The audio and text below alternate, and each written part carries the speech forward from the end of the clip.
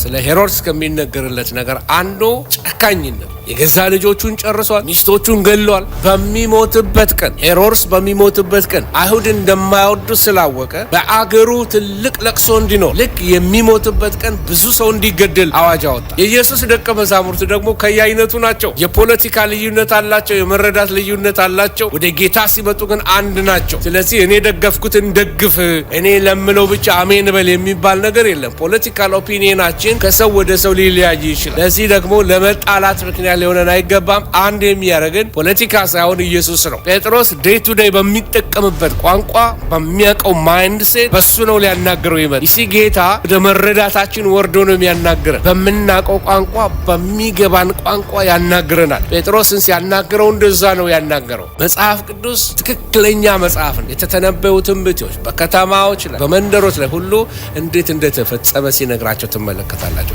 ከማይታሰብ ቦታ አሳ ሳንቲም ይዞ አይሄድም። አሳ ሳንቲም አይበላም። ነገር ግን በአፉ ውስጥ 2 ስቴታር የተቀመጠበት አንድ አሳ ተገኘ። ይሄ ዲቫይንሊ እግዚአብሔር ፕሮቫይድ ያደርጋል ማለት ነው። አንዳንዶች ደግሞ ምዕመናንን ስለሚያስቡ ከምዕመን ውስጥ ፈልቅቃ አውጥተ ኪሱን ዘርፈ ዋለቱን ዘርፈ አለ አይደለም አድርግበት አይነት ኢንተርፕሪቴሽን ይሰጡታል። በጢሮስ ተደርጎ ቢሆን በሲዶና ተደርጎ ቢሆን እነሱ ማቅለብሰው ይመለሱ ነበር። እናንተ ግን ኮራዚን፣ ቤተሳይዳ፣ ቅፍርናሆም ንስሐ አልገባችሁ፣ ስለዚህ ወደ ሲኦል ትወርጃለሽ ብሎ ጌታ የፍርድን ቃል ሲናገርባት ትመለከታለች።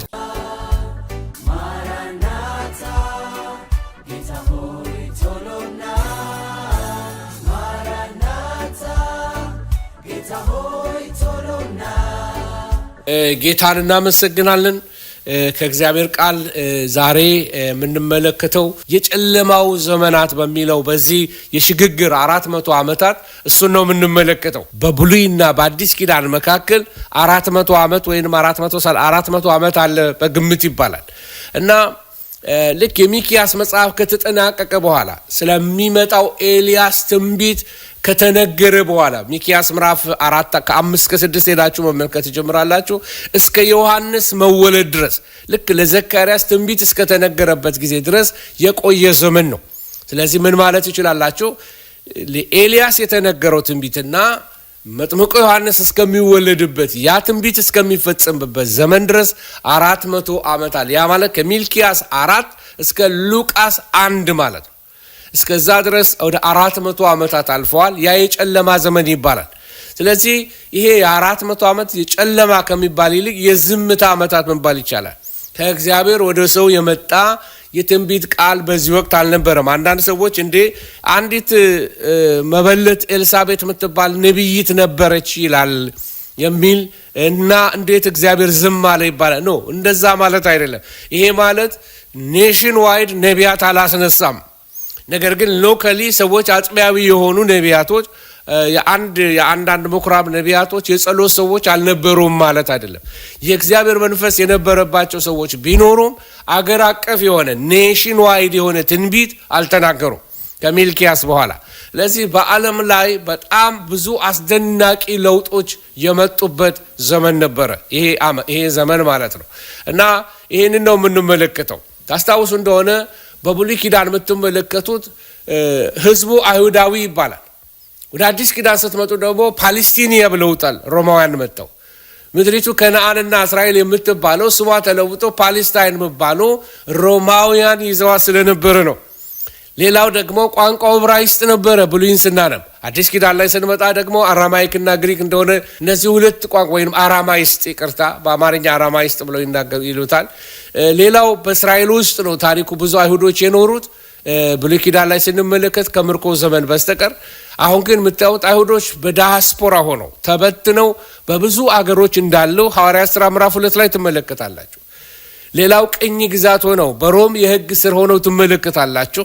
እነ ሳኦል እነ ዳዊት እነ ሰለሞን ቀርተው አሁን ንጉሥ ሄሮድ ብቅ ብሏል። ከየት ዘር እንደሆነ ማንነቱ ማይታወቅ ሰው ድንገት ብቅ ብሎብናል። ሌላው የአምልኮ ስፍራው መቅደሱ ነበረ። ከመቅደሱ ሌላ አሁን ምኩራባት የሚባሉ ነገሮች መጥተዋል። ብሉይ ኪዳን ላይ አይታወቁም ነበረ። የሃይማኖት መሪዎች ደግሞ ሌሎች ብቅ ብለዋል። ድሮ ብናቃቸው ካህናቶች ናቸው ብሉይ ኪዳን ላይ። አሁን አዲስ ኪዳን ላይ የምንመለከታቸው ፈሪሳውያን፣ ሰዱቃውያን የሚባሉ የሃይማኖት መምህራን ብቅ ሲሉ ትመለከታላቸው። ለዚህ ምላሹ ያለው ምንድነው? በሁለቱ ኪዳናት መካከል ያለው ዘመን ነው። ስለዚህ የዕብራይስጥ ብሉይ ኪዳን ታናክ ተብሎ ይጠራል። በመካከሉ አዲስ ኪዳን እስከሚሰጥ ድረስ ደግሞ 400 ዓመት ብያቸዋለሁ። ስለዚህ በዚህ ዓመት መካከል ያለውን ዘመን ነው የምንመለከተው።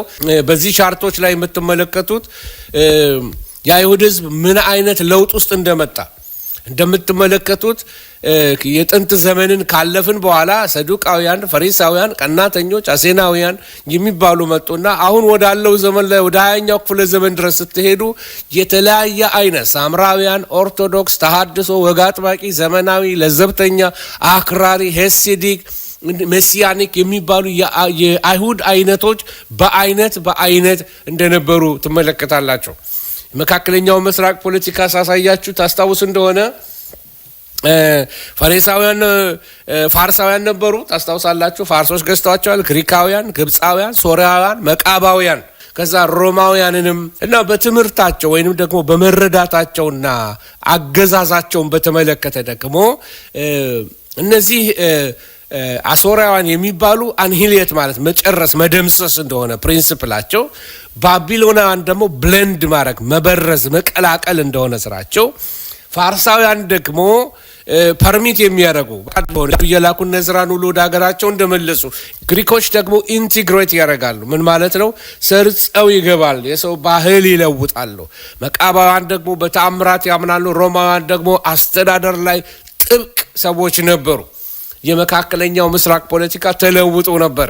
የግሪኮች ዋና መሪ አድርገን የጠቀስነው አሌክሳንደር ደግሬት ነው። ይቅርታ፣ ይሄ የግሪክ ስልጣኔን ይዞ የመጣው በነገራችን ላይ የግሪኮች ስልጣኔ ጥንታዊ ግሪክ፣ ክላሲካል ግሪክ፣ እንደገና ደግሞ የግሪክን ስኬት ስለ ታላቁ አሌክሳንደር እና በእነዚህ ውስጥ መካከል አገሮችን እየወረሩ እንዴት እንደሰፉ፣ እንዴት ከአሦራውያን ጋር እንደተዋጉ፣ ስለ ስፓርታ ስለሚባሉት የከተማ መንግስታት ተዋጊ የሆኑ ህብረተሰቦች ፕሮፌሽናል ሶልጀርስ እንዴት እንደተጀመረ ይሄ የግጭታቸው የፋርስና የግሪኮች ግጭት ምክንያት የሆኑት እነዚህ አዮኒያ የምትባለው ቦርደር እንደሆነ ግሪኮች የኛ ነው አሉ። ከዛ ፋርሶች ደግሞ እየገፉ ስለመጡ የኛ ነው አሉ።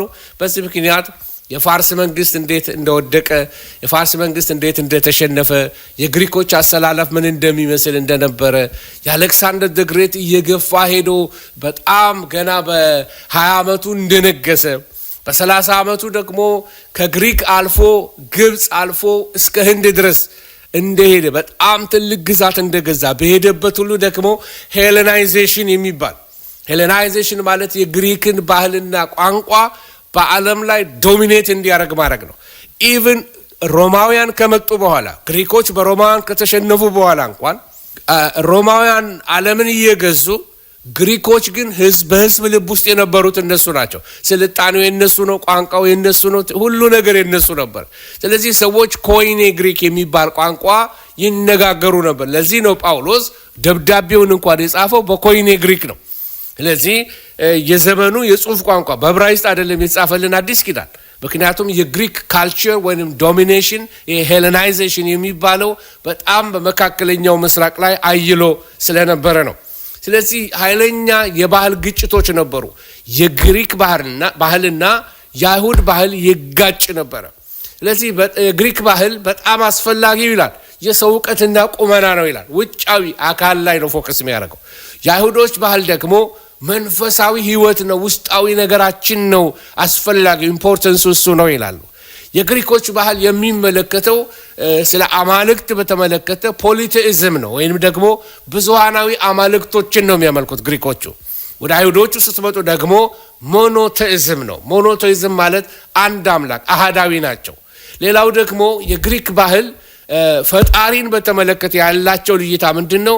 ፈጣሪ በሰው አምሳል ነው የተፈጠረው፣ ወይንም ደግሞ አማልክቶች ሰው ይመስላሉ፣ በሰው አምሳል ነው የተፈጠሩት። ምክንያቱም ዙስ ለምሳሌ ሰው ነው የሚመስለው፣ አፖሎ ሰው ነው የሚመስለው፣ ማርስ ሰው ነው የምትመስለው፣ አቲና ሰው ነው የምትመስለው እያሉ በሰው ወይንም ደግሞ ሰው ሆነው ከዛ እያደጉ ሄደው አማልክት ስለሆኑ ፍጥረታት ነው የሚናገሩት። የአይሁዶች ባህል ግን ሰው በእግዚአብሔር አምሳል ነው የተፈጠረው ብለን ነው የምናምነው። ኦኬ፣ የግሪክ ባህልን ደግሞ ሄዳችሁ ስትመለከቱ ግሪክ የላቀና አንደኛ ከዓለም አንደኛ የላቀ የሰለጠነ ተብለው ነው እነሱ ግሪኮች የሚያምኑት። አይሁዶች ደግሞ እኛ ምርጥ አንደኛ ህዝቦች እኛ ነን ይላሉ። ለዚህ ሁለቱ ባህል እንዴት ኮንፍሊክት እንደሚፈጥር ትመለከታላችሁ ማለት ነው።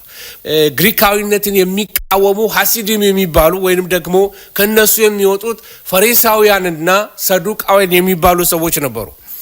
እነዚህ ፈሪሳውያን የምኩራብ መሪዎች ናቸው። ሰዱቃውያን ደግሞ የመቅደስ መሪዎች ናቸው። ፈሪሳውያን የህብረተሰቡን መካከለኛ ወይንም ደግሞ ሚድል ክላስንና ደሆቹን የሚያቅፉ ሲሆኑ ሰዱቃውያን ደግሞ የህብረተሰቡን የላኛውን ክፍል የያዙ ወይንም ባለጠጎች የነበሩ ናቸው። ከሮማውያን የሚዛመዱ ሰዎች ነበሩ። ፈሪሳውያን 100% ግሪካውያንን ይቃወማሉ፣ በጣም ወግ አጥባቂዎች ስለሆኑ። ሰዱቃውያን ግን ትንሽ ኮምፕሮማይዝ ያደርጋሉ፣ 50-50 ግሪካዊነትን ይቀበሉ ነበረ። ፈሪሳውያን ሁሉን የብሉይ ኪዳን ህግጋት እንቀበላለን ሲሉ፣ ሰዱቃውያን ደግሞ ነው ሁሉንም አንቀበልም፣ የሙሴን ህግ ብቻ ቶራን ብቻ ነው የምንቀበለው ይላሉ። ፈሪሳውያን በትንሣኤ ያምናሉ፣ ሰዱቃውያን ግን በሙታን ትንሣኤ ማያምኑ። ለዚህ ነው ጌታ ኢየሱስ ክርስቶስ ሰዱቃንን ቻሌንጅ ሲያደርጋቸው እኔ የሕያዋን አምላክ ነኝ ተብሎ ተጽፏል፣ መጽሐፍትን አታውቁምና መጽሐፍትንና እግዚአብሔርን ኃይል አታውቁምና ትስታላችሁ ያላቸው ሰዱቃውያንን ነበረ። ስለዚህ ሄሌናይዜሽን ይሄ የግሪክን ባህል ማስረጽ በጣም ሲስተማቲክሊ ነው ግሪኮቹ ያደርጉ የነበረው። ስለዚህ ወደ ከ20 በላይ የሚሆኑ ግሪካዊ ከተሞችን በመካከለኛው ምስራቅ ላይ በእስራኤል ሀገር ይተክሉ ነበረ። ከግብጽ ጀምሮ አሌክሳንድሪያ ምናምን እያሉ ይተክሉ ነበረ። ሐውልቶች ይተክላሉ፣ የቲያትር አደባባዮችን ይሰራሉ፣ የተለያዩ አይነት ገበያዎች አጎራ ብለው የሚጠሯቸውን ገበያዎችን ይሰራሉ። ጉባኤ መሰብሰቢያ ትልቅ ስቴዲየም፣ ግማሽ ስቴዲየም የሚመስሉ ይሰራሉ። ጂምናዚየሞች ይሰራሉ። ይሄ እንደ ሳውና ያለ ነገር ይሰራሉ። በጣም የሰለጠኑ ሰዎች ነበሩ። ወገኖች ሆይ ከነዚህም አንዱ አሌክሳንድሪያ በአሌክሳንድሪያ ላይ የሰሩትን ትመለከታላችሁ። ወደቦች ይሰራሉ፣ መጽሐፍት ቤት ይሰራሉ፣ የወደብ መብራት ይሰራሉ። ይቅርታ የመርከቦች ሲመጡ ከወደብ ጋር እንዳይጋጩ ላይት ሃውስ የሚባለው በእንግሊዝኛ እሱን ይሰራሉ። እና ግሪክኛ እንግዲህ የምሁራንና የሊቃውንት መግባቢያ ቋንቋ ሆኖ ነበረ። ግሪክኛ ቋንቋ በመካከለኛው ምስራቅ በጣም ገናና የሆነ ቋንቋ ነበረ። ለዚህ ነው አዲስ ኪዳን በግሪክኛ የተጻፈው። እንግዲህ ያ ዘመን በጣም ገናና ከሆነበት አንዱ ነገር አሌክሳንደር ዘ ግሬት ወይንም ደግሞ በጣም ወታደራዊ ሰው ስለሆነ ሚሊተሪ ኃይለኛ ሚሊተሪ ነበረ እና ከሁሉ የሚታወቅበት አንዱ ሄሌናይዜሽን ነው ብዬ ነው መነግራቸው። ቋንቋው ኮይኔ ግሪክ ብያቸዋለሁ እና በጣም ለረጅም ዘመናት ያህል የግሪክ ቋንቋ የበላይ ሆኖ ቢያንስ ለ600 ዓመታት ያህል የግሪክ ቋንቋ የበላይ ሆኖ ይገዛ ነበር። ይሄ የግሪክ ኮይኔ ላንጉዌጅ ነው። አልፋ፣ ቤታ፣ ጋማ፣ ዴልታ፣ ኤፕሲሎን፣ ዚታ እንደዚህ ያለ የምታዩት እዚህ ላይ የምታዩት ይሄንን ነው። በዛ ዘመን ስለነበሩ ስለተለያየ የግሪክ መንግስት አወዳደቁ ላሳያችሁ። ይሄ አንድ ቀንድ ያለው ፍየል የምትመለከቱት አሌክሳንደር ዘ ግሬት ነው። 4 ቦታ እንደተከፈለ ልክ እንደዛው አሌክሳንደር ዘ ግሬት አንዱ እሱ ሲሞት ስልጣኑ ወይንም አገሩ 4 ቦታ እንደተከፈለ እነዚህ ጀነራሎች ምድሪቱን እንደወረሱ ወይንም ደግሞ እሱ የባረከውን እንደወረሱ የደቡብ መንግስት የሰሜን መንግስት ብሎ የሚናገረው እነዚህ የግሪክ ጀነራሎች የከፋፈሉት ነው። በቦታቸው ካያቸዋቸው ይሄንን ይመስላሉ። እርስ በርሳቸው ለ150 ዓመታት እንደተዋጉ የተለያየ አይነት መንግስታት ከዛ በኋላ እንደተነሱ እና ቶሎ ቶሎ የሚሄደው ለምንድን ነው? ጊዜ ለመቆጠብ ነው። ስለ መቃባውያን አነሳውላችሁ። አሌክሳንደር ዘ ግሬት ከሞተ በኋላ መቃባውያን ተነሱ። ማቲያስ መቃባዊ ወይም ደግሞ መቃባዊ ማለት መዶሻው ማለት ነው። አሳማን ሰዋን ብለው ይሄ ማን ነው?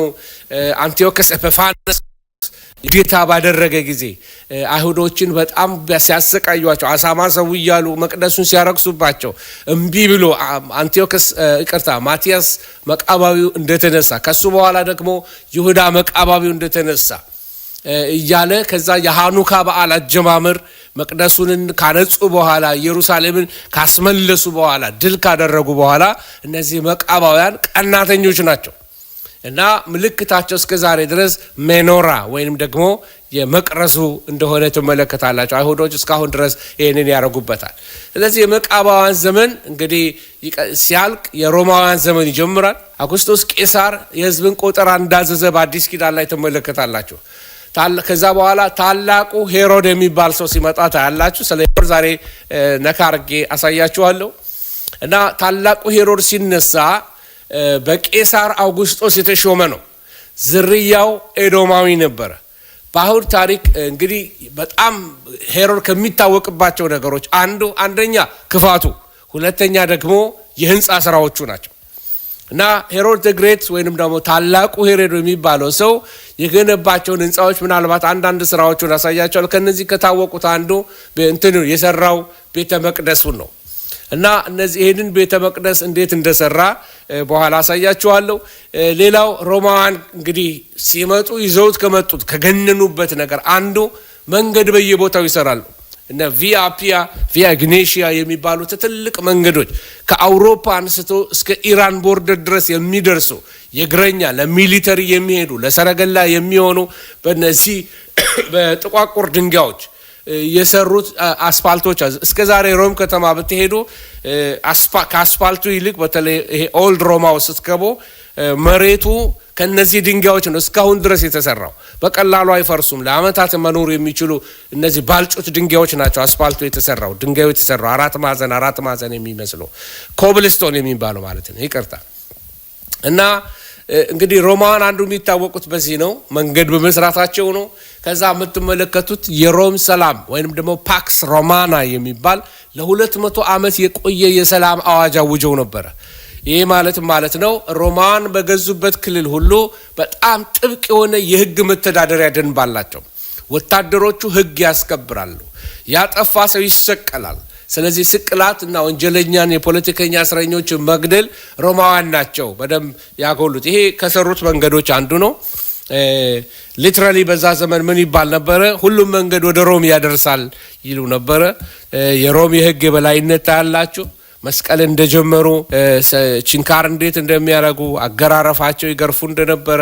ከዛ በኋላ ሐሰሞኒያን የሚባሉ የነዚህ ከመቃባዋን በኋላ የመጡ ከማታቲያስ በኋላ እነ ይሁዳ፣ ዮናታን፣ ስምዖን፣ ዮሐናን፣ ሂርካነስ፣ ይሁዳ፣ አሪስቶቡሉስ፣ አሌክሳንደር፣ ያኔዎስ የሚባሉ የተለያዩ አይሁዳዊ የሆኑ ምድሪቱን የሚገዙ ነገስታቶች ተነስተው ነበረ ለረጅም ዓመታት ማለት ነው።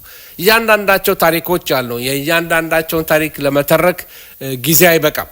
ስለዚህ በአይሁዶች እንግዲህ ልክ ከብሉይ ኪዳን ወደ አዲስ ኪዳን ሲሻገሩ አዲስ የሆነ ያልኳችሁ ምኩራብ ተጀመረ። መንገዶች አሉ አልኳችሁ። ከሮማውያን ይዘውት የመጡት መንገዶችና ጎዳናዎች ተሰርተዋል። ቪያ ኢግኔሺያን ምሳሌ ሰጥቻቸዋለሁ። የአምልኮ ነጻነት ነበረ። ይሄ ሊሴፌር የሚባለው በሁሉም ሃይማኖት የራስ የፈለገውን ማምለክ ይችላል የፈለገውን። እና ክርስቲያኖች በኋላ የተቸገሩበት ነገር ምንድነው? ኢየሱስ ክርስቶስ ብቸኛ መንገድ ነው፣ ቄሳር አምላክ ነው አንልም፣ ለቄሳር አናጥንም የሚለው ነገር ስላሉ መከራ ተቀበሉ እንጂ አይሁዶች በሮማን ኢምፓየር ውስጥ ምንም ፐርሲኪት ወይም መከራ ሳይደርስባቸው ይኖሩ ነበር። ሌላው ይቅርታ የኮይኔ ግሪክ ወይንም ደግሞ ይነጋገሩ ነበር። ፓክስ ሮማና ነበር አልኳችሁ። በዚህ ጊዜ ነው ጊዜው በደረሰ ጊዜ የሚለው የኢየሱስ መወለድ እንድታስታውሱልኝ ነው። እና በዛ ዘመን የአይሁዶችም ደግሞ ቤተ እምነቶች ነበሩ።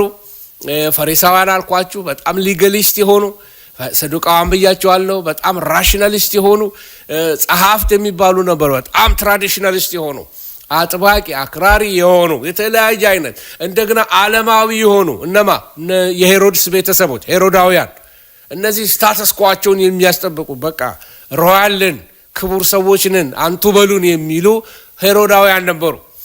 ከነሱ ሌላ ደግሞ ቀናተኞች የሚባሉ ፖለቲካል አክቲቪስቶች ነበሩ፣ ዜለቶች ናቸው። ስለዚህ አይሁዶችም ራሳቸው በአይነት ተከፋፍለዋል። አንድ ሳንረሳቸው አሴናውያን የሚባሉ ነበሩ።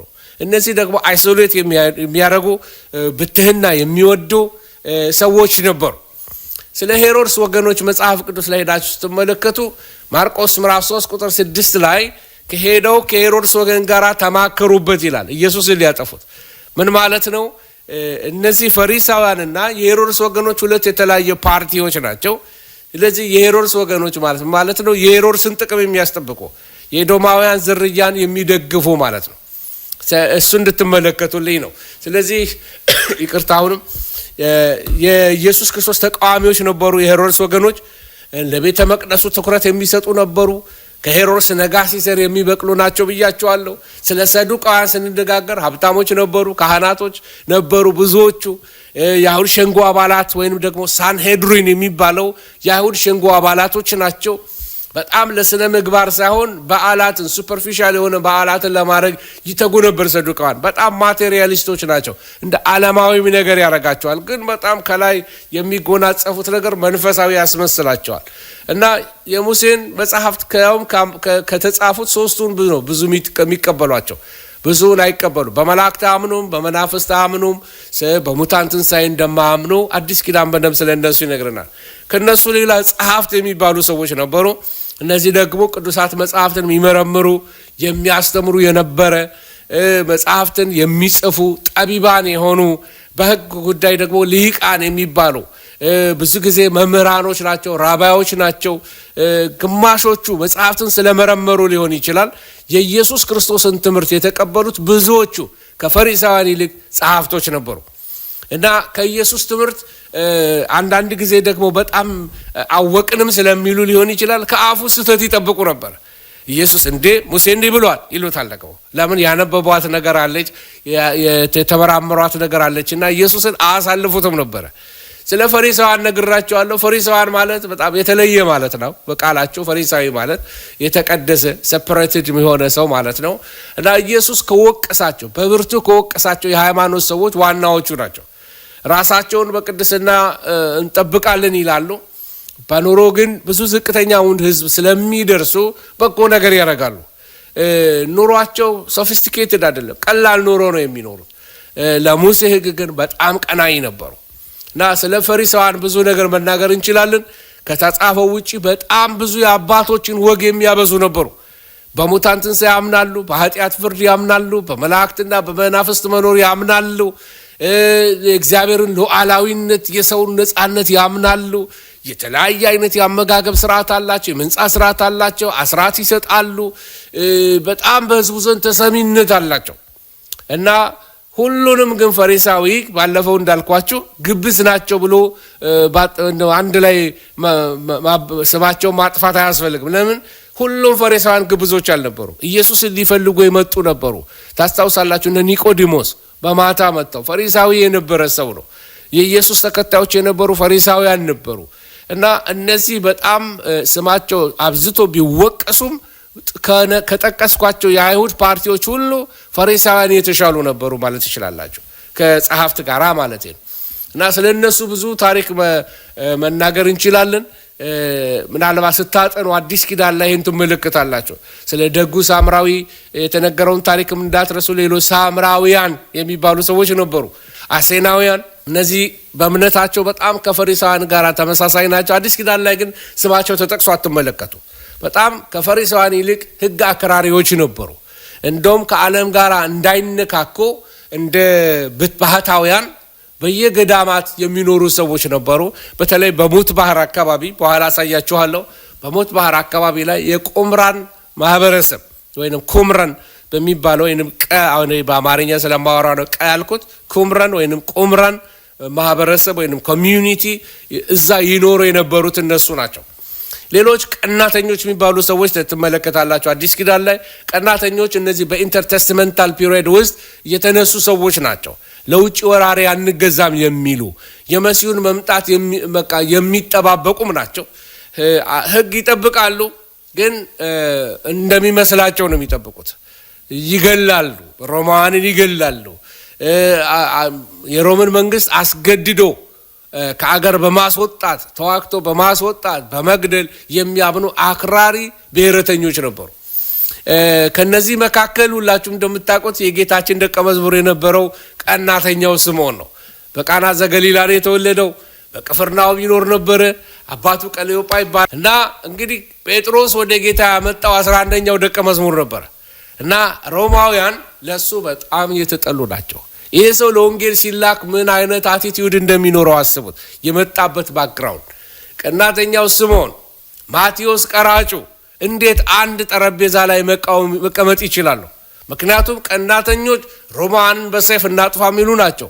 ቀራጮች ደግሞ ከሮማውያን ጋር ተስማምተው ህዝቡን ቀረጥ እያስከፈሉ ለምሳሌ 100 ብር ቀረጥ ቢከፈል እነሱ 110 ብር እያስከፈሉ 10 ብር ለራሳቸው 100 ብር ለሮማዊ ወታደር ይሰጣሉ። ስለዚህ የሮማውያን ወዳጆች እንደሆኑ ልታስቧቸው ይገባል። የኢየሱስ ደቀ መዛሙርት ደግሞ ከየአይነቱ ናቸው። የፖለቲካ ልዩነት አላቸው፣ የመረዳት ልዩነት አላቸው። ወደ ጌታ ሲመጡ ግን አንድ ናቸው።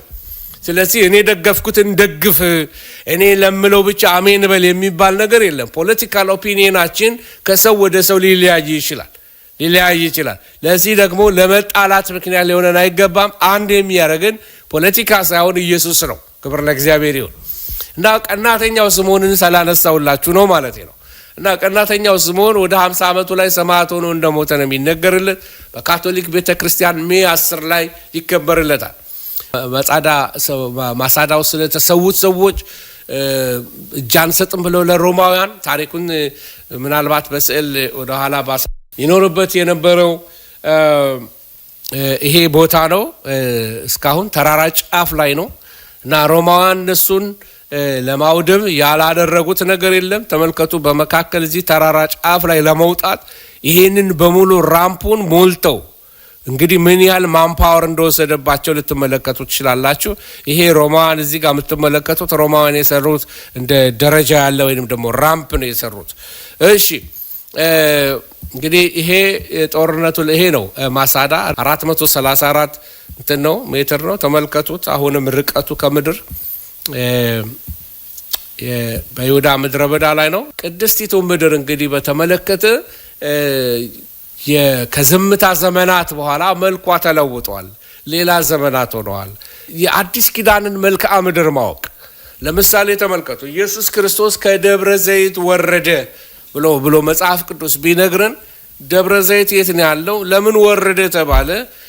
የቶፖግራፊውን እንድንመለከት መጽሐፍ ቅዱስን ከተማርን በስርዓቱ መማር ጥሩ ነው። ከጊዜ ኢንቨስት ካረግን ላይቀር በስርዓቱ ማወቁ ለሚቀጥለው ትውልድ የምናስተላልፈው ሰብስታንስ ያለው ነገር ይኖረናል። ጥሩ ልቦናችን ላይ ስዕል ቢኖር ጥሩ ነው። ምን ይመስል ነበር ዘመኑ? ማን ነበር የሚመራቸው? ምን ይመስሉ ነበረ? እነዛ ነገሮች ልንመለከት ያስፈልጋል። ኢየሩሳሌምን አቀማመጥ ተመልከቱ። ይሄ የሄኖም ሸለቆ ተብሎ የሚጠራው ተመልከቱ። ከፍታው ከደብረ ዘይት ተራራ ላይ ያለውን ዝቅታውን እንድትመለከቱልኝ ይፈልጋለሁ። ከዛ ይሄ የምትመለከቱት የሄሮድ ቤተ መንግስት ግንብ ነው። ደብረ ዘይት ተራራ በዛው ላይ ነው ያለው።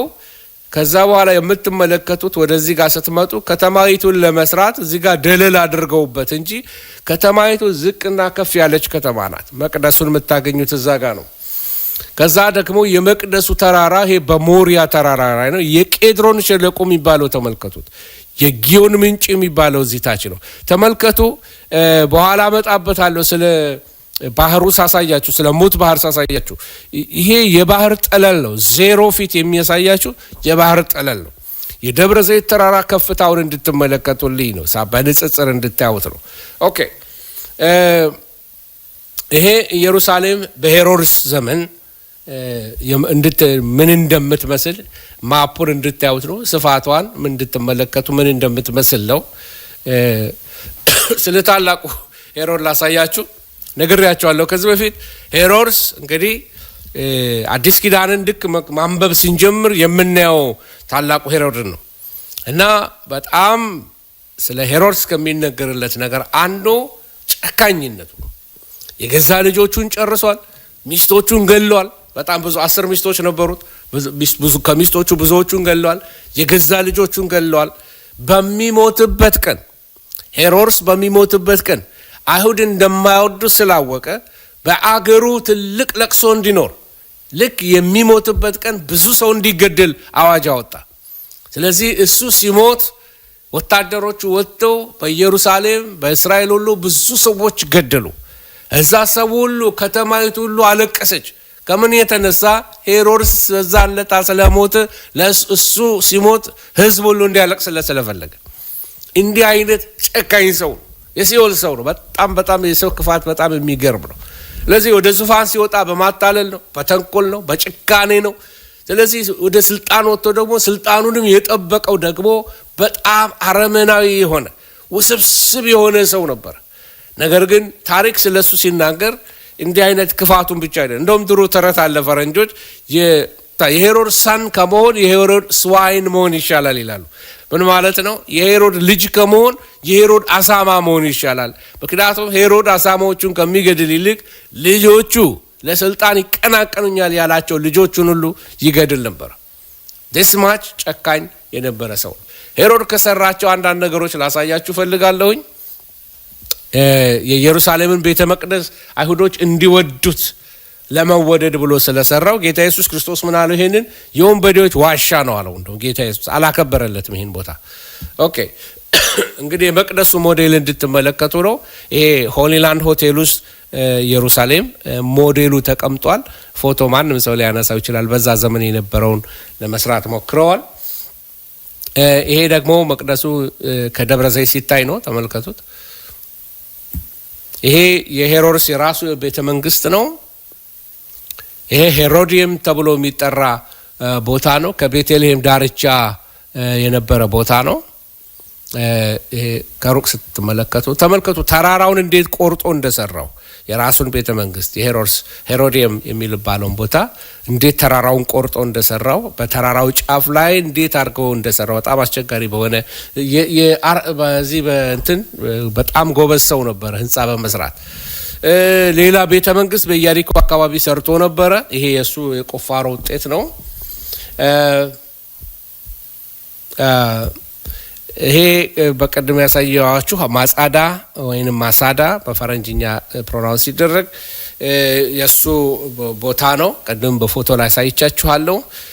ታሪኩ እንደምታ ለ3 አመት 930 የአይሁድ አማጽያን ለሮማውያን እጅ አንሰጥም ብለው የሞቱበት ቦታ ነው ብዬ ከዚህ በፊትም ነግሬያቸዋለሁ።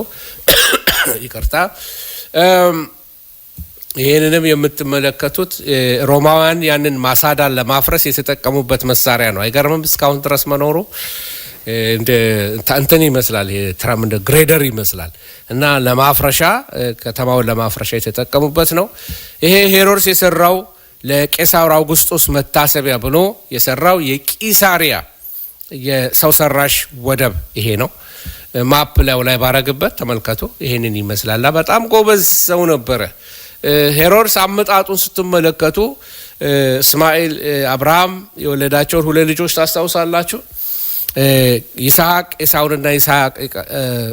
ኤሳውንና ያዕቆብን ወለደ። ይቅርታ እዚህ ጋር ታይፒንግ ኤረር አለ። ይቅርታ። እንግዲህ የያዕቆብ ልጆች በሙሉ አይሁዶች ይሆናሉ። ኤሳው ደግሞ አረቦችን እስማኤላውያንን ጨምሮ አረቦች ይሆናሉ ማለት ነው። ስለዚህ በቦታው ላይ የምትመለከቱት ነገር ምንድነው? እነዚህ ሄሮዳውያን ምንድናቸው? አረብነት አላቸው። የአረብ ዝርያ ያለባቸው ወይም ጆርዴኒያን ዝርያ ያለባቸው ሰዎች ናቸው። የመጀመሪያው ሰው አንቲፓተር ይባላል። ይሄ አንቲፓተር የኤዶማዊ ሰው ነው። በይሁዳ የነገሰው የመጀመሪያው የሄሮዳውያን ቤተሰብ ነው። እና አንቲፓተር የሚለው የሮማውያን ስም ራሱ ለሄሮዳውያን ቤተሰብ የተሰጠ መጠሪያ ስም ነው ከሮማውያን።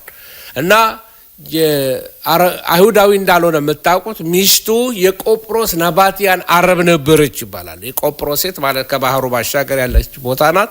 በኋላ ሌላ ጊዜ ስለ ጳውሎስ የወንጌል ጉዞ ስንማር ቆጵሮስ እንመለከታታለን። አሁን ባታቋት ምንም አይደለም። እና እንግዲህ የሱ ልጅ ታላቁ ሄሮድ ይባላል። የአንቲፓተር ልጅ ታላቁ ሄሮድ ይባላል። ብዙ ሚስቶች ነበሩት እና ከነሱ ከታወቁት ግን 3 ልጆች ነበሩት። እንግዲህ መጽሐፍ ቅዱስ ላይ የተጠቀሱ የሱ ልጆች የመጀመሪያው ታላቁ ሄሮድ የሚባለው ይሄ ነው። የአንቲፓተር ልጅ ማለት ነው። ታላቁ ሄሮድ ነው። እዚህ ጋር የሄሮድን ቤተሰብ ለማስቀመጥ ሞክሬያለሁኝ እና ወደ 10 ሚስቶች ነበሩት አልኳችሁ።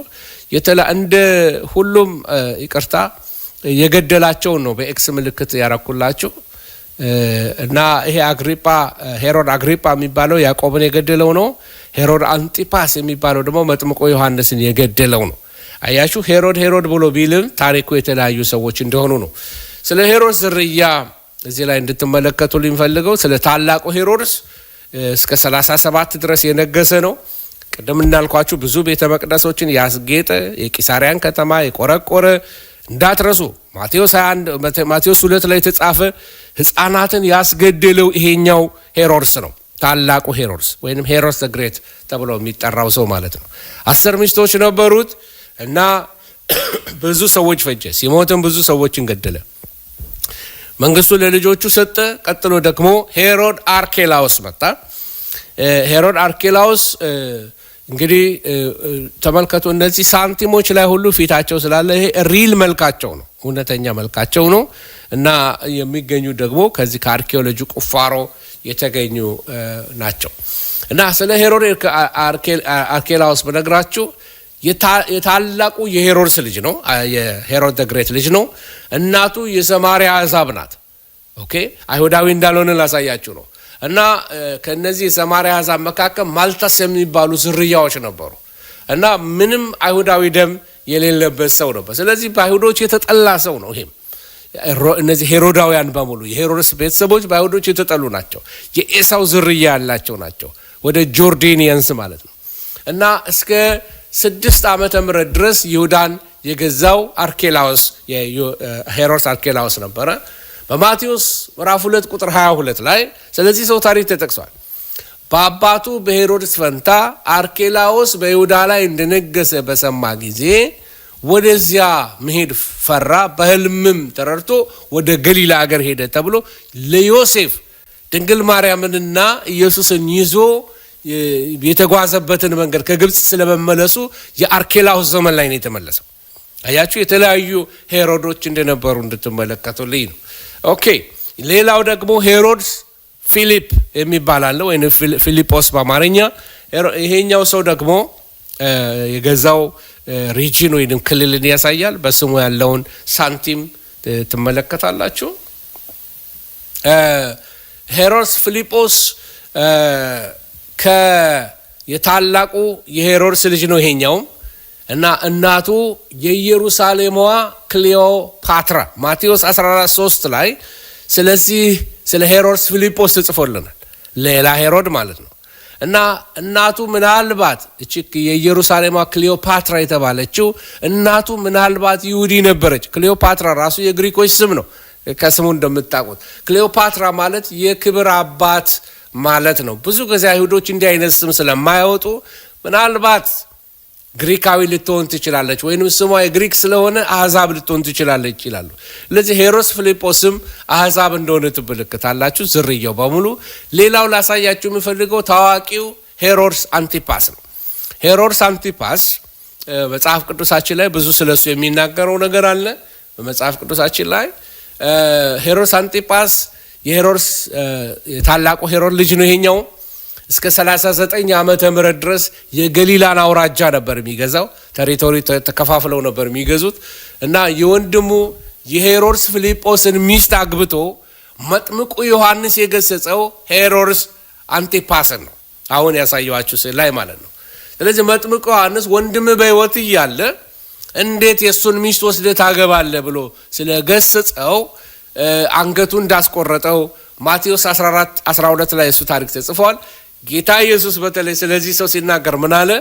ለዚያች ቀበሮ እንዲህ በሏት ብሎ ተናገረ። 2 ትርጉሞች ልሰጠው እችላለሁ። ለዚያች ቀበሮ እንዲህ በሏት ሲል ሮምን የመሰረቱት እነዚህ 2 ቀበሮዎች ናቸው። የሮምን ሩሜልስን ያሳደጉ 2 ቀበሮዎች ናቸው። አንዲት ቀበሮ ናት 2ቱን መንትያ ልጆች ያሳደገች ተብሎ ይባልላታል። ሌላ ኢንተርፕሪቴሽን አለው። እዚህ ላይ ጌታ ኢየሱስ ክርስቶስ ለዛች ቀበሮ እንዲህ በላት ብሎ ሲናገር እየተናገረ ያለው ለሄሮድስ አንቲፓስ ካራክተሩን ነው የገለጠው። እንደ ቀበሮ የሆነ ሰው እንደሆነ ክፋቱን እንደገለጠው ትመለከታላችሁ።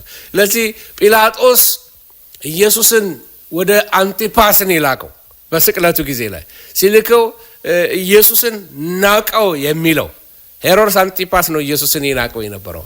ሉቃስ 23:6 ላይ ታሪኩን ታገኛላችሁ። ስለዚህ የተለያዩ ሄሮዶች እንደነበሩ እንድትመለከቱ ፈልጋለሁ። ሌላዋ ሄሮድ አግሪጳ ቀዳማዊ አባት አሪስቶቡለስ የሚባል ሰው ነበረ። የሷም ሚሪያም የምትባል ሴት ነበረች። እቺ ምናልባት አይሁዳዊ ትሆናለች ተብሎ ይታመናል። ከዛ ሌላ የምናውቃት በሄሮድስ ፋሚሊ ውስጥ የሶሎሜን ናት፣ ሄሮዲያስ ናት፣ መጥምቁ ዮሐንስን ያሳረደችው ናት። ግን ዋናዎቹ እነዚህ ናቸው።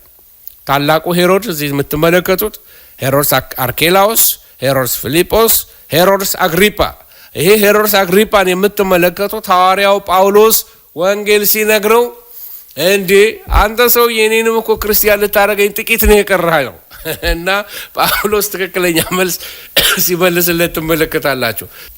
እንግዲህ አካባቢውን ላሳያችሁ ፈልጋለሁ። ተመልከቱ፣ ዙሪያውን ከተሞች ስለነበሩ እነ ኮራዚን፣ እነ ቤተሳይዳ ተመልከቱ። እዚህ ትንቢት የተነገረላቸው ከተሞች አሳማዎቹ የሰጠሙበት ኩርሲ ወይንም ጌርጌሶን የሚባለው ዙሪያውን ስትመለከቱ የአንጢፓስ ዋና ከተማ ያቺ ቀበሮ ብሎ ጌታ ኢየሱስ ክርስቶስ የነገራት እቺ ጥባሪዎስ የምትባለዋ የመግደላዊት ማርያም ቤት ወደ ማግዳላ የሚባለው ስፍራ ላይ የተራራው ስብከት የተሰበከበት እነዚህም ቦታዎች ያሳያቸዋለሁ። ዙሪያውን ይህንን ባህር ላይ ነው ኢየሱስ ክርስቶስ በዚህ ባህር ላይ ነው ተራመደ፣ አሳ ሲያጠምዱ አገኛቸው የሚለው። እነዚህ የገሊላ ሰዎች የተባሉት ይሄ የገሊላ አውራጃ ነው። ይሄ ዙሪያውን ስትመለከቱት የገሊላ አውራጃ ነው እና እዚህ ጋር ነው ብዙ የመጽሐፍ ቅዱስ ታሪክ የምትመለከቱት መጽሐፍ ቅዱስ ታሪክን የምትመለከቱት እና እዚህ ቦታ ላይ ነው አሳ ተባዛ፣ እንጀራ ተባዛ። ጌታ ኢየሱስ ክርስቶስ ወዮልሽ ኮራዚ፣ ወዮልሽ ቤተሳይዳ ሲል ኮራዚ ከተማ ናት፣ ቤተሳይዳ ከተማ ናት። እነ ፊልጶስ እንድሪያስ ከቤተሳይዳ እንደነበሩ የምናገኘው ከዚህ ታሪክ ውስጥ ነው። ኦኬ ተመልከቱ። ይሄ ገሊላ አውራጃ የሳተላይት ፒክቸር ነው። ጊዜ ለመቆጠብ ወደ አማርኛ ያልቀየርኩላችሁ ግን እንዳለ የዮርዳኖስ ወንዝ ከላይ ከሰሜን ከሶሪያ ይመጣና ከተራሮች ይመጣና እንዳለ እዚህ ውስጥ ይገባል ወደ ጌርጌሶን። እዚህ ጋር የምትመለከቱ ቤተሳይዳ፣ ቅፍርናሆም፣ ኮራዚ፣ አስነ ማውንት ቢያቲቲዩድ ወይንም ደግሞ የተራራው ስብከት የተሰበከበት ቦታ፣ እነ ጴጥሮስ የተጠሩበት ቦታ እዚህ ቦታዎች ላይ ነው። እነዚህ እዚሁ ባህሩ ዙሪያ ያሉ ከተሞች ናቸው። ይሄ ከሩቅ ከአርቤል ተራራ ይሄንኑ ባህር ስትመለከቱት ነው ሲ ኦፍ ጋሊሊ ወይንም የገሊላን ባህር። ይሄ እነ ጴጥሮስ በቁፋሮ የተገኘ በጠጠር የተሰራ ተመልከቱ፣ 2 አሳ እንጀራ ያለበት የጥሩ ጥንታዊ ቤተ ክርስቲያን ቦታ ላይ ነው። 5000 ሰዎች የተመገቡበት ቦታ እዛ ላይ ቤተ ክርስቲያን ሰርተውበታል። እንግዲህ ይሄንን ካልኳችሁ በጥንት ዘመን እንዴት መርከብ ይሄ አሁን ምን ይጠቅመናል እንዳትሉኝ፣ ምክንያቱም አሳ ሲያጠምዱ ነበር ደቀ መዛሙርት። እነዚህ ወንጌል የሰበኩልን ሰዎች በሙሉ አሳ አጥማጆች ነበሩ።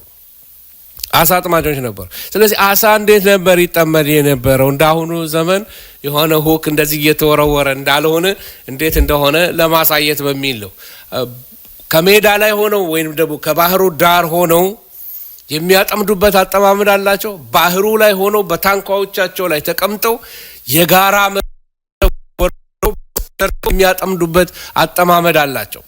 መጽሐፍ ቅዱስ እንደዚህ ይላል፣ ወደ ቅፍርናሆም በመጡ ጊዜ ግብር የሚቀበሉ ሰዎች ወደ ጴጥሮስ ቀረቡና መምህራችሁ 2 ዲናር አይገብርምን አሉት። አዎ ይገብራል አለ። ወደ ቤትም በገባ ጊዜ ኢየሱስ አስቀድሞ ስምዖን ሆይ ምን ይመስልሃል? የምድር ነገስታት ቀረጥ ግብር ከማን ይቀበላሉ? ከልጆቻቸው ወይስ ከእንግዶች አለው። ጴጥሮስም ከእንግዶች ባለው ጊዜ ኢየሱስ እንኪያስ ልጆቻቸው ነፃ ናቸው፣ ነገር ግን እንዳናሰናክላቸው ወደ ባህር ሂድ፣ መቃጥን ጣል፣ መጀመሪያ የሚወጣውን አሳ ውሰድና አፉን ስትከፍት እስታቴር ታገኛለህ፣ ያን ወስደህ ስለ እኔና ስለ አንተ ስጣቸው አለው ይላል። እንግዲህ ዙሪያቸውን ምን ነበር ብያቸዋል? የገሊላ አውራጃ ይሄ የባህሩ ዙሪያ በሙሉ የገሊላ ባህር ላይ የምትመለከቱት ወይንም ሌላው ስሙ የጌንሴሬጥ ባህር ተብሎ ተጠርቷል። ስለዚህ እዚህ ሰፈር ያሉት ወይንም ደግሞ እዚህ ጥገኛው ከባህሩ ወደ ደቡብ ያሉት ጌንሴሬጥ ብለው ቢጠሩት፣ ከሰሜን ያሉት የገሊላ ባህር ይሉታል። እነዛ ሌላ ባህር ብለው የተለያየ ስም ሊጠሩት ይችላሉ፣ ግን አንድ ባህር ነው እና ከዛ ባህር ላይ ደግሞ የብዙዎቹ አሁን ልንማረው ያለው የአዲስ ኪዳን ደቀ መዛሙርት ስራቸው አሳ አጥማጆች ናቸው። አያችሁ እንግዲህ በዚህ አሳ አጥማጅነት ስራቸው ላይ እየሰሩ ያለ ነው ጌታ ኢየሱስ የጠራቸው። አስራት መባ ወይ ይቅርታ ቀረጥ እንዴት እንከፍላለን ብሎ በአእምሯቸው ጥያቄ ከመነሳቱ በፊት ኢየሱስ ምን አላቸው? አሳውን ከአሳው ውስጥ ስቴታር ታገኛለህ፣ ሳንቲም ታገኛለህ። ዲቫይን የሆነ ፕሮቪደንስ ከማይታሰብ ቦታ አሳ ሳንቲም ይዞ አይሄድም። አሳ ሳንቲም አይበላም። ነገር ግን በአፉ ውስጥ 2 ስቴታር የተቀመጠበት አንድ አሳ ተገኘ። ይሄ ዲቫይንሊ እግዚአብሔር ፕሮቫይድ ያደርጋል ማለት ነው። አንዳንዶች ደግሞ አዛ ብለው ሰው ስለ ወደ ወይንም ደግሞ ምእመናንን ስለሚያስቡ ከምእመን ውስጥ ፈልቅቃ አውጥተ ኪሱን ዘርፈ ዋለቱን ዘርፈ አይደለም አድርግበት አይነት ኢንተርፕሬቴሽን ይሰጡታል። እዚህ ቦታ ላይ የምትመለከቱት ዲቫይን ፕሮቪዥን በመለኮታዊ መንገድ እግዚአብሔር እንዴት ፕሮቫይድ እንዳደረገላቸው ለማስተማር ነው። ይሄ ማለት ምእመን ለቤተ ክርስቲያን ሰፖርት አያረግም ማለት አይደለም። እና ጌታ ኢየሱስ ክርስቶስ ይህንን ምሳሌ የሰጠው እዛው አሳው ሰፈር ሆኖ ነው። አያችሁ ምሳሌ ሲሰጣቸው 2 አሳ 5 እንጀራ ሲያደርግላቸው እና ሰው አጥማጅ አደርግሃለሁ ሲለው ጌታ በራሱ ቋንቋ ያወራው ነው። ጴጥሮስ ዴይ ቱ ዴይ በሚጠቀምበት ቋንቋ በሚያውቀው ማይንድ ሴት በሱ ነው ሊያናግረው የመጣው። ይሲ ጌታ ወደ መረዳታችን ወርዶ ነው የሚያናግረን። ወደ መረዳታችን ወርዶ በምናውቀው ቋንቋ በሚገባን ቋንቋ ያናግረናል። ጴጥሮስን ሲያናግረው እንደዛ ነው ያናገረው። እግዚአብሔር ስም የተባረከ ይሁን። እና ይሄንን ጥቅስ ያነበብኩላችሁ ለዛ ነው።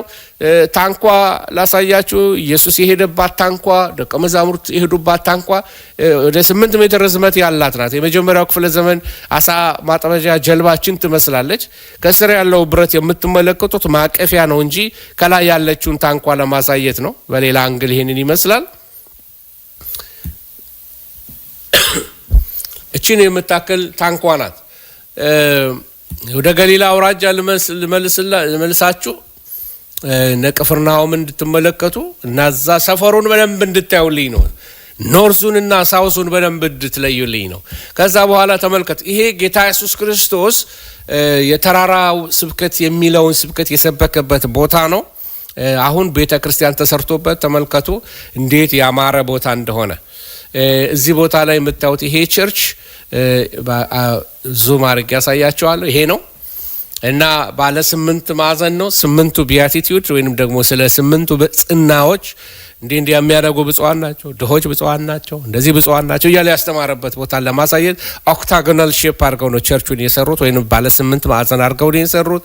ይሄ ስብከቱ የተሰበከበት ጌታ ኢየሱስ ሊትራሊ ተቀምጦ ያስተማረበት ስፍራ ይሄ ስፍራ ላይ ነበር። ብዙዎች በተከተሉት ጊዜ ያስተማረበት ቦታ ነው። አሁንም ገሊላ አውራጃ ነው ያለ ነው። ወደ ኮራዚን እንሂድ። እችትና ኮራዚን ጌታ ኢየሱስ ስለ ኮራዚን የተናገረው ምናልባት ወደ ኋላ ተመልሼ እችትላችሁ። ኮራዚን ምናልባት ከርሰር እቺ ከታየቻችሁ ከእቺ ናት እና በከርሰር እዚህ ላይ ቆይ ምናልባት ጠቋሚ ነገር ላርግና ሌዘር ፖይንተር እቺን ማለት ነው። ኮራዚን እቺ ናት ኮራዚን እና ስለሷ ጌታ ኢየሱስ እንደዚህ ያለው ወዮልሽ ኮራዚ፣ ወዮልሽ ቤተሳይዳ፣ በእናንተ የተደረገው ታምራት በጢሮስና በሲዶና ተደርጎ ቢሆን ማቅ ለብሰው አመድ ነስንሰው ከብዙ ጊዜ በፊት ንስሐ በገቡ ነበር ብሎ ጌታ የተናገረው እቺ ናት ኮራዚን። አሁን ፈራርሳ ፍርስራሿ ብቻ ነው የምትገኘው። ቤተሳይዳ ደግሞ እቺ ናት። ገምታዊ ናት፣ ገስ ነው። ትክክለኛ ቦታዋ ላይሆን ይችላል፣ በደንብ አልተገኘችው። ወዮልሽ ቤተሳይዳም የተባለችው እዚህ ቦታ የለችም። አሁንም ተመልከቷት። ኮራዚም የለችም፣ ፈራርሳለች። ቤተሳይዳም የለችም፣ እንደ ትንቢቱ ኢየሱስ እንደተናገረ ማለት ነው። ስለዚህ ተደምስሰዋል፣ አልቀዋል። ቅፍርናሆም ተጠቅሳለች። እችትና ቅፍርናሆም በባህሩ ዳር ነው ያለች፣ በገሊላ ባህር ዳር። ስለሷም አንቺ ቅፍርናሆም እስከ ሰማይ ከፍ ከፍ አልሽን? ወደ ሲኦል ትወርጃለሽ። በአንቺ የተደረገው ተአምራት በሰዶም ተደርጎ ቢሆን እስከ ዛሬ በኖረች ነበር። ነገር ግን እላችኋለሁ በፍርድ ቀን ከአንቺ ይልቅ ለሰዶም አገር ይቀልላታል የተባለችው ይህቺ ቅፍርናሆም ናት። በዛ ጌታ ብዙ ተአምራቶችን አድርጓል እና መጽሐፍ ቅዱስ ትክክለኛ መጽሐፍ እንደሆነ የተተነበዩ ትንቢቶች በከተማዎች ላይ በመንደሮች ላይ ሁሉ እንዴት እንደተፈጸመ ሲነግራቸው ትመለከታላችሁ። አንቺ ቅፍርናሆም፣ አንቺ ኮራዚ፣ አንቺ ቤተሳይዳ ሲል ሊትራል ቦታዎች ናቸው። ይነግራቸው የነበረው። በእናንተ ላይ የተነገረው ትንቢት እኮ በእናንተ ላይ የተደረገው ተአምራት በጢሮስ ተደርጎ ቢሆን በሲዶና ተደርጎ ቢሆን እነሱ ማቅ ለብሰው ይመለሱ ነበር። እናንተ ግን ኮራዚን፣ ቤተሳይዳ፣ ቅፍርናሆም ንስሐ አልገባችሁ፣ ስለዚህ ወደ ሲኦል ትወርጃለሽ ብሎ ጌታ የፍርድን ቃል ሲናገርባት ትመለከታለች። ሌላ ይሄ ጌርጌሶን አካባቢ ያለ ቦታ ነው። የኩርሲ ብሎ ይጠሩታል። በጌርጌሶን ጌታ ኢየሱስ ካደረገው ነገር አንዱ አጋንንት አውጥቶ በአሳማዎች ውስጥ የከተተው ነው፣ ታስታውሳላችሁ። እና በገሊላ አንጻር ወዳለችው ወደ ጌርጌሶን ሀገር በታንኳ ደረሱ እያለ በጌርጌሶን ይሄንን ትመለከታላችሁ። እና ብዙ እሪያዎችን እንዳወጣ ታያላችሁ። ኦኬ አሁንም ወደ ልመልሳችሁ ነው ገሊላ፣ ወደ ገሊላ ልመልሳችሁ እና ገሊላ ስንል ሌላ አንድ የምናገኘው ምንድነው? አንድ ቦታ አለ። ይሄ ከኋላ ያለውን ቦታ ተመልከቱልኝ። ይሄ ከኋላ አፉ የተከፈተ የሚመስል በር የሚመስል ነገር ይታያቸዋል። አንዳንዶች ይህን ቦታ ምን ይላሉ? እኔም እልሃለሁ አንተ ጴጥሮስ ነህ፣ በዚች አለት ላይ ቤተ ክርስቲያኔን እሰራለሁ፣ የገሃነም ደጆች አይችሏትም። ይህንን ኢየሱስ የተናገረው የገሃነም ደጅ የሚባለው ይሄ ቦታ ነው ብለው የሚናገሩ ሰዎች አሉ። እንግዲህ የገሃነም ደጆች አይችሏትም ሲል ጌታ ኢየሱስ ክርስቶስ ስለ ቤተ ክርስቲያን ምሳሌ የሰጠው በዚህ ነው ብለው ይናገራሉ። እና ይቅርታ ለዮና ልጅ የተናገረው ነው። ይሄ አቅርቤ ዙም ሳረገው ነው፣ አቅርቤ ሳሳያችሁ ነው። የሲኦል ደጆች ምሳሌ የሰጠበት ኢየሱስ ያለው የሲኦል ደጆች ይህ ነው ይላል። ኦኬ እንግዲህ የሲኦልን ደጆች ተመለከትን። ጌታ ኢየሱስ ምሳሌ ሰጠ። እንግዲህ ታላቁ የገሊላ አገልግሎትን ሄዳችሁ ኢየሱስ ያገለገለበት ስትመለከቱ በናዝሬት ሲገፋ ትመለከታላችሁ። ባህሩን አሁን የገሊላን አውራጃ ያንን ባህሩን ተመልከቱ በአእምሯችሁ ሳሉት። እናንተ እያስተማርኩ ቢሆን እናንተን አሁን በአእምሯችሁ ገሊላን ሳሉት። ኦኬ በናዝሬት ተገፋ። በቅፍርናሆም ኢየሱስ ወደ ቅፍርናሆም ሄደ ሲገፋ። ከዛ 12ቱን ሾማቸው። 12ቱን ከሾማቸው በኋላ የተራራ ስብከት አስተማረ። ከዛ በምሳሌ ያስተማረ፣ በፓራብልስ ያስተምራቸው ጀመር። ከዛ 70ውን ላከ። ከዛ 12ቱን ላከ። ከዛ ልዩ ልዩ ተአምራቶች አደረገ። እንደገና በታቦር ተራራ ላይ በታላቅ ክብር ጌታ ኢየሱስ ክርስቶስ ሲገለጥ ክብሩን ሲገልጥ ትመለከታላችሁ። ይሄ የገሊላ አገልግሎቱ ነበር። የገሊላ አገልግሎቱ ነበር እና ስለ እንቅስቃሴው አስፈላጊ ከሆነ እነዚህን ማፖች ማየት ትችላላችሁ። ከእንዴት እንደተንቀሳቀሰ በይሁዳ የነበረውን የመጀመሪያውን 8 ወር አገልግሎት ነው። ዴድ ሲ ወይም የሞት ባህር እንዴት ከባህር በታች እንደሆነ ትመለከታላችሁ። ከዚህ ከዮርዳኖስ ወንዝ ወደ ቀኝ ስትሄዱ በሙሉ የምትመለከቱት ይሄ ጆርዳን የምትባለው አገር ነው። የዮርዳኖስን አገር ነው የምትመለከቱት። አማን ምናምን የምትመለከቱት ወይም አሞንን ነው የምታዩት። ወደዚህ የምትመለከቷት እስራኤልን ነው እና ወደ ይሄ ሜዲትሬኒያን ነው እዚህ የምትመለከቱት። እና አገሪቷ አንድ ከፍ ዝቅ ያለች ሀገር እንደሆነች ቅድም አሳይቻችኋለሁ። ይህም በተደጋጋሚ ያሳየዋችሁ ስዕል ስለሆነ ይጠቅማችኋል።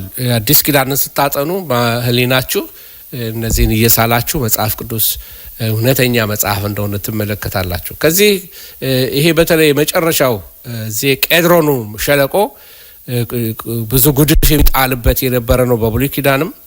ይሄ እዚህ ደብረ ዘይት ተራራ ነው። ታች የምትመለከቱት ተመልከቱ፣ የቆሻሻ መጣያ ቦታ ነበረ። ስለ ሞት ባህር ልናገርና ልጠቅልል። የሞት ባህር ውስጡ ህይወት የሌለ ማለት ነው። እንዳለ የጨው ባህር ነው።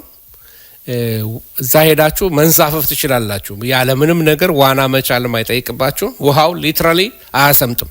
ጨው በጣም ውስጡ ያለው ሚነራል የጨው ሚነራል ስለሆነ በጣም ብዙ ፖታሲየም አለው ይባላል እና ሰው ምንም ነገር ማስጠም አይችልም። ህይወት የሚባል ነገር በውስጡ የለም።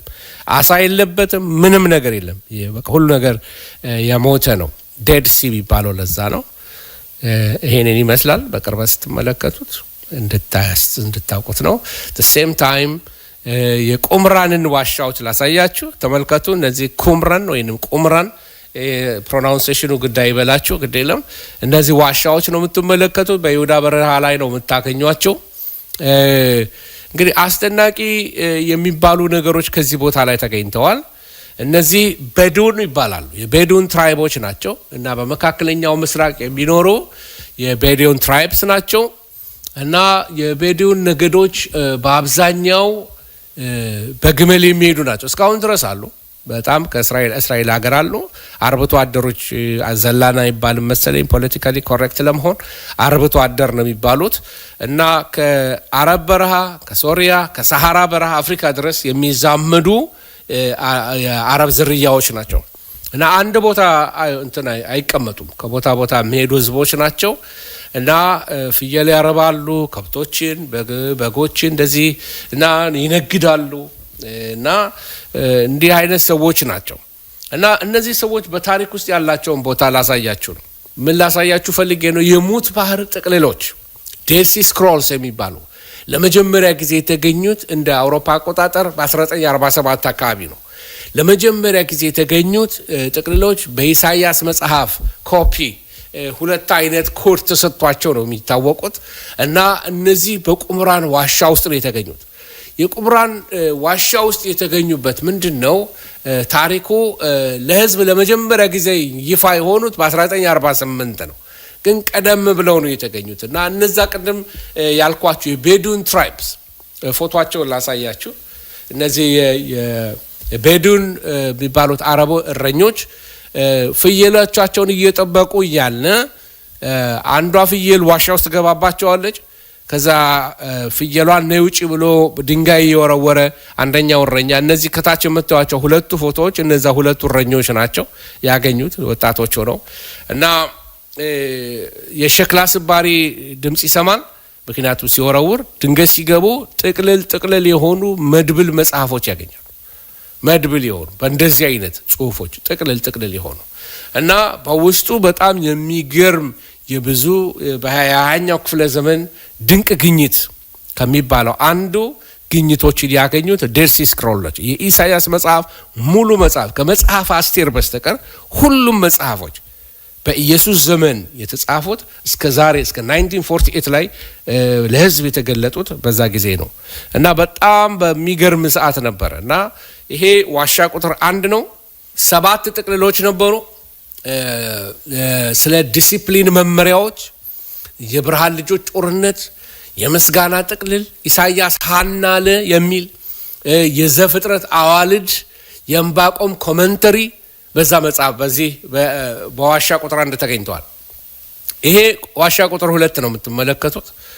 ይሄ ዋሻ ቁጥር 3 ነው እና እየቀጠልን ስንሄድ በዋሻ ቁጥር 4 አካባቢ ላይ የምናገኘው ምንድነው?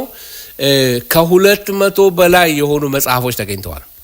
ከ5000 በላይ ፍራግመንትስ ወይንም ደግሞ ቅንጥብጣቢ የተገነጣጠሉ ጽሁፎች ተገኝተዋል እና የቤዱን ትራይብ ምን ሆነ? አንድ ጥቅልል አግኝተው ብዙ ሺህ ብር ማግኘታቸውን ልክ ሲያውቁ ወዲያውኑ ያደረጉት ነገር ምንድነው? በፍራግመንት እየከፋፈሉ መሸጥ ጀመሩ። ለዚህ መጽሐፍቶቹ ከየቦታው ተሰብስበው ነው ግንጥልጥል እያደረጓቸው እየቆረጧቸው ነው የተገኘው እና ወደ አንድ በዚህ በተለይ በዋሻ ቁጥር 4 ላይ ወደ 122 የመጽሐፍ ቅዱስ ጥቅልሎች ቁርጥራጮች ተገኝተዋል።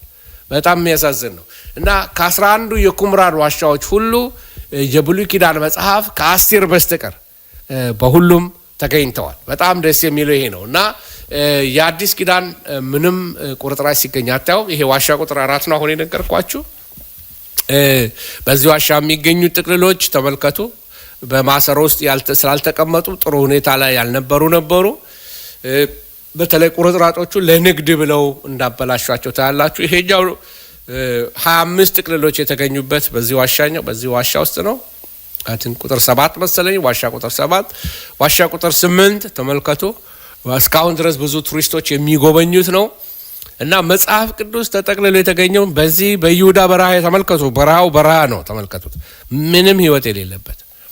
ዋሻ ቁጥር 9 ኢየሱስ የተፈተነበት ምድረ በዳ የሚለው ይሄንን ቦታ ነው እንዳትረሱ።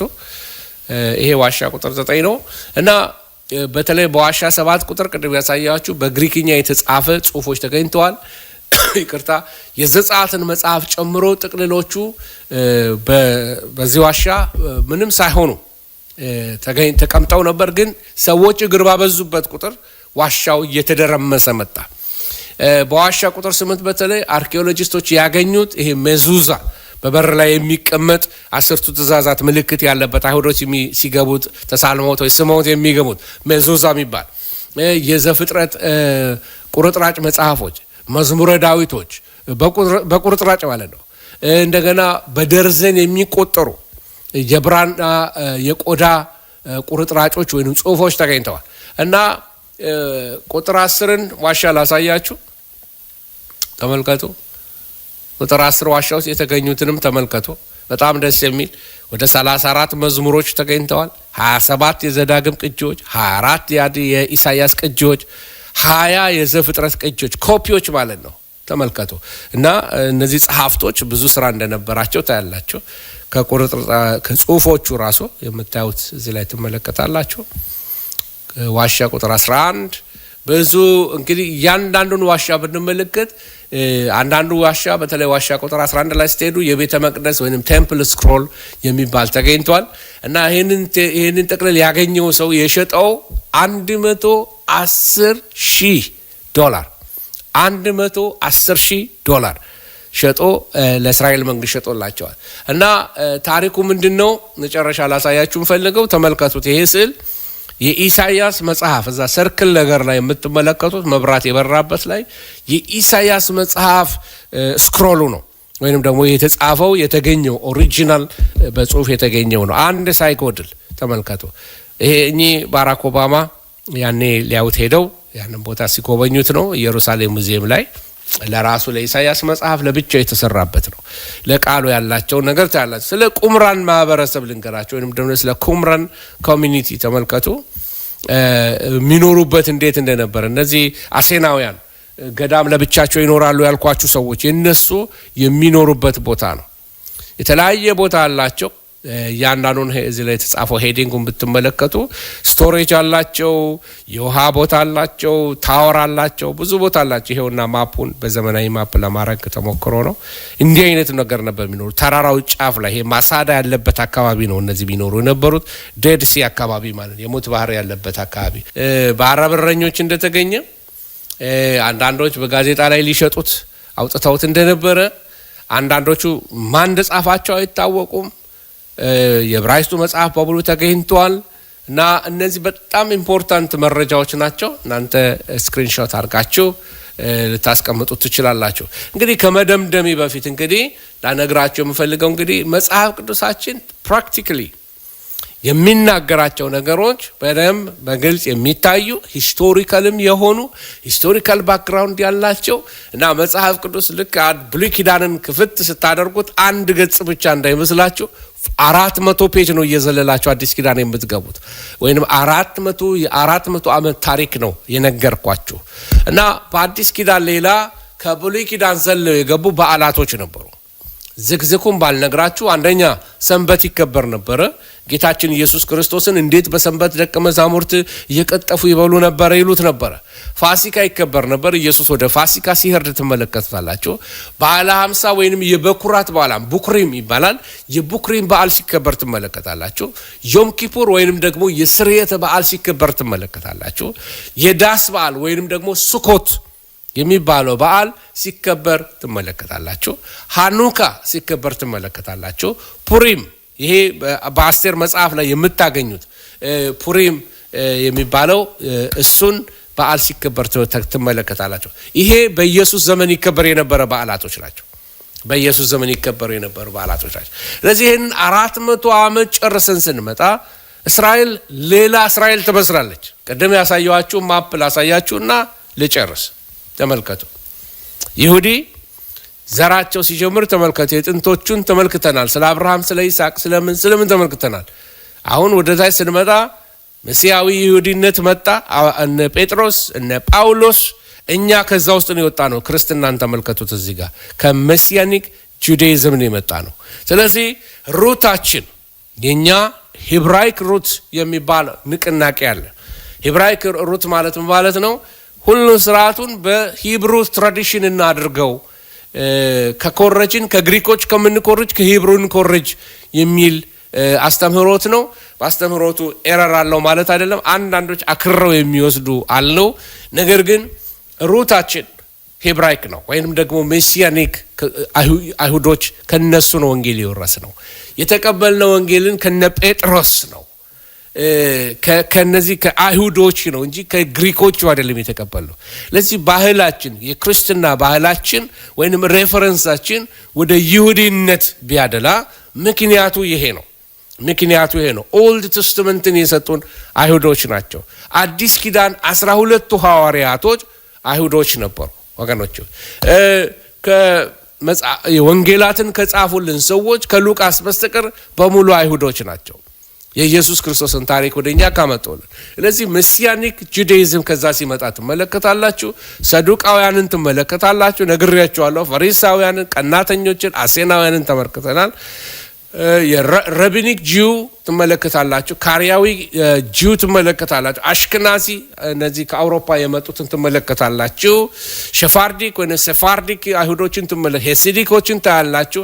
እነዚህ የተለያየ አይሁድ አይነቶች ተመልከቱ። ክርስትና፣ ሳምራውያን፣ ኦርቶዶክስ፣ ተሐድሶ ወይም ሪፎርምድ ጂውስ፣ ኮንሰርቫቲቭ ጂውስ፣ ሞደርን ጂውስ፣ ሊበራል ጂውስ ተመልከቱ። እነዚህ ሐሬዲ እነዚህ አክራሪ ኦርቶዶክስ የሆኑ ማለት ኦርቶዶክስ የኢትዮጵያ የክርስትናውን ማለት አይደለም፣ ጁዳይዝም ላይ ነኝ ያለው እስራኤል ነኝ ያለሁት ይቅርታ። እሺ። እና ከዛ በታች እንቅስቃሴው ራሱ የመጣው ጽዮናዊነት የሚል እንደገና ሬስቶሬሽን፣ ሊበራሊዝም፣ ሁማኒታሪያኒዝም፣ ኒው ጁዳይዝም የሚባል አዳዲስ ንቅናቄዎች በዚህም ዘመን ላይ ትመለከታላችሁ። በዚህ ሁሉ መካከል እግዚአብሔር የታሪክ ጌታ ነው። እግዚአብሔር በታሪክ መካከል አልፎ እግዚአብሔር ከምድሪቱ ጋር ከህዝቡ ጋር ያለውን ኪዳን ቀጥሎ ጌታችን ኢየሱስ ክርስቶስ ገላትያ ላይ እንደተጻፈ ጊዜው በደረሰ ጊዜ ከሴት የተወለደውን ብሎ ስለ ኢየሱስ ይናገራል። ስለዚህ ጌታችን ኢየሱስ ክርስቶስ በጊዜውና በሰዓቱ በ4 BC ላይ ኢየሱስ ክርስቶስ ሲወለድ ትመለከታላችሁ። ሁላችሁንም ጌታ ከእናንተ ጋር ይሁን። ሻሎም ሻሎም።